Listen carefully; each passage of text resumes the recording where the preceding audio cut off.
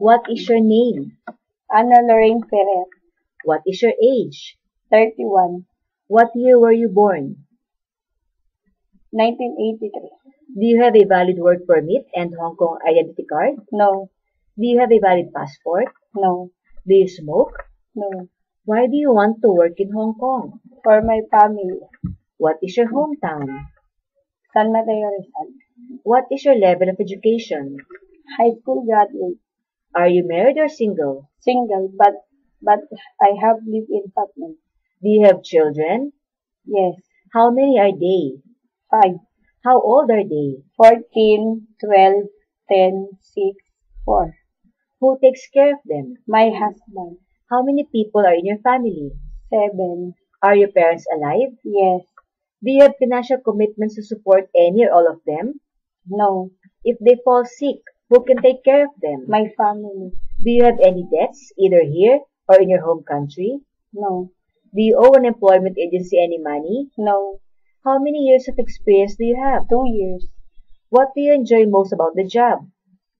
Cleaning and dancing. What do you enjoy the least? No, Do you have allergies for food, No. drugs, detergents? no, Are you afraid of pets? no. How did you handle conflict with your previous employers? Talk to my employer humbly. Do you accept no day offs but to be paid by your employer? Yes, In your last place of employment, were both employers working? yes, Was your role primarily childcare or housework? both. How many hours each day do you work?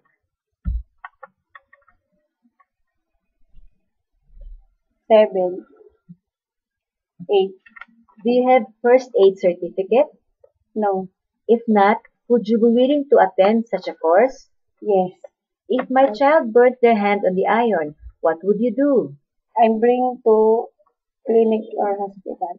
If my son was being very naughty when you were babysitting him, what would you do? How would you discipline him? I teach a good thing. Are you willing to wake up early in the morning and sleep late at night? Yes, Can you cook? yes. Which cuisines are you familiar with? Filipino food. Would you be willing to cook vegetarian and Chinese food? No. Yes, Can you speak Cantonese? no. Are you willing to cut your hair short? Yes. What do you like to do in your spare time? Dancing with, cleaning with dance. Do you have any special skills like dancing and painting? Yes, dance. What is your message to your employer? Hi, madam. Please, hire me. Recite or sing one nursery rhyme. 1 liter, 2 liter, 3 liter Indian, 4 liter, 5 liter, 6 liter Indian, 7 liter, 8 liter, 9 liter Indian, 10 liter Indian boys. Thank you, madam.